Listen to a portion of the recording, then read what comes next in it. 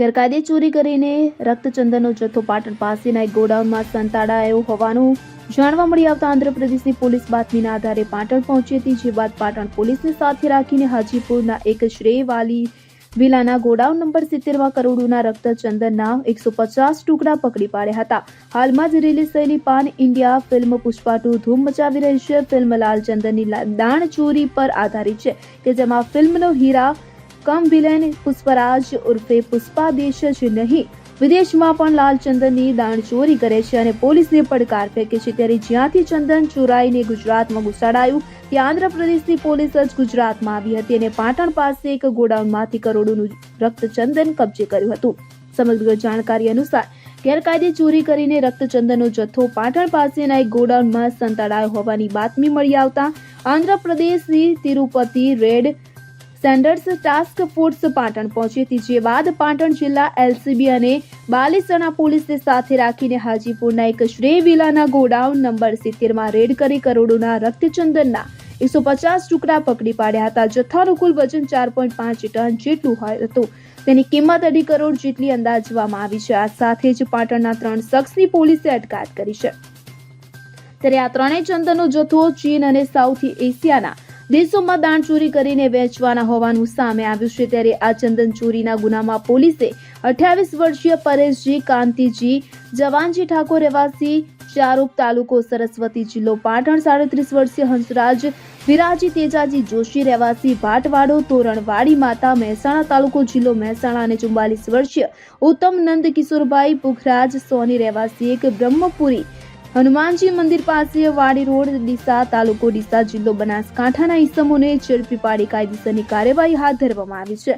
ત્યારે આ સમગ્ર મામલે પાટણ ડીવાયએસપીને નિવેદન આપતા જણાવ્યું હતું કે આંધ્રપ્રદેશના તિરુપતિ જિલ્લામાંથી લાલચંદનની ચોરીનું પેગરું પાટણમાં નીકળ્યું હતું। પાટણ, બનાસકાંઠા અને મહેસાણાના 3 ઈસમો દ્વારા ચંદન પાટણ લવાયું હતું। આંધ્રપ્રદેશમાં થયેલ લાલચંદન તસ્કરી મામલે ચંદન ચોરને પકડતા ચંદનનો જથ્થો ઉત્તર ગુજરાતના પાટણમાં મોકલ્યો હોવાનું ખુલ્યું છે। ત્યારે મહેસાણાનો હંસરાજ જોશી, પાટણનો પરેશ ઠાકોર અને ડીસાનો ઉત્તમ સોની લાલ ચંદન લાવ્યા હતા અને પાટણમાંથી ઝડપાયેલ આ લાલ ચંદનનો જથ્થો એશિયાઈ દેશોમાં મોકલવાનો હોવાનું ડીવાયએસપીએ જણાવ્યું હતું। પાટણ જિલ્લાના હાજીપુર ગામની નજીક શ્રેય ગોડાઉનમાંથી આશરે 4.5 ટન અને કિંમત ₹2.5 કરોડનું લાલ ચંદન આજે કબજે કરવામાં આવેલ છે। આ ગુનામાં હકીકત એવી છે કે આંધ્રપ્રદેશ રાજ્યના તિરુપતિ જે જિલ્લો છે ત્યાં red sandal anti smuggling task force કરી અને એક જે છે પોલીસની એક સેલ કાર્યરત છે અને તિરુપતિનું જે આ રેડ સેન્ડલ એન્ટી સ્મગલિંગનું જે પોલીસ સ્ટેશન છે ત્યાં ગઈકાલે એક ગુનો દાખલ થયેલો અને એમાં રક્તચંદનની ચોરીની હકીકત ની આખી ઘટના બનેલી। તો ત્યાં જે આરોપી પકડાયેલા છે એ આરોપીની પૂછપરછ દરમિયાન તેઓ એવી હકીકત આપેલ કે પાટણ ખાતે રહેતા પરેશ કાંતિજી ઠાકોર, મહેસાણા ખાતે રહેતા હંસરાજજી જોશી તેમજ ડીસા ખાતે રહેતા ઉત્તમચંદ સોની કે જે ત્યાં જે તિરુપતિ ખાતે ચંદન ચોરીનો ગુનો દાખલ થયેલો છે એ ચંદનની ચોરી કરી અને અહીંયા શ્રેય ખાતેના ગોડાઉન ખાતે લાવીને મૂકેલ છે। આવા ઇનપુટ છે કે આંધ્રપ્રદેશની પોલીસે આપણા બોર્ડર રેન્જના પોલીસ મહાનિરીક્ષક શ્રી ચિરાગ કોરડિયા સાહેબ અને પાટણ જિલ્લાના હાલના જે નવનિયુક્ત એસપી સાહેબ છે વસંતકુમાર નાઈ સાહેબ એમને આ હકીકત પત્ર મારફતે મોકલી આપેલ, જેથી પાટણ જિલ્લાના એસપી સાહેબે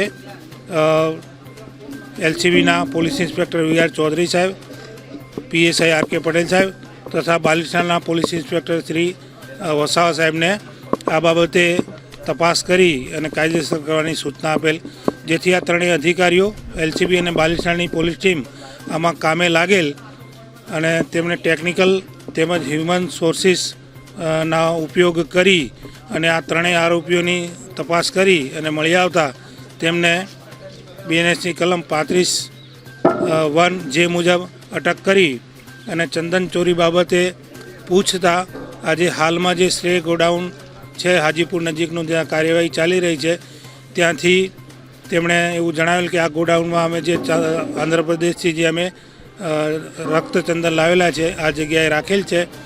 તો જે આ જગ્યાએથી અત્યારે કુલ 4.5 ટન ચંદન કે જેના આશરે 150 જેટલા થડ મળી આવેલ છે અને જેની કિંમત 2.5 કરોડ જેટલી થાય છે, જે કબજે કરવાની કાર્યવાહી હાલમાં ચાલી રહી છે.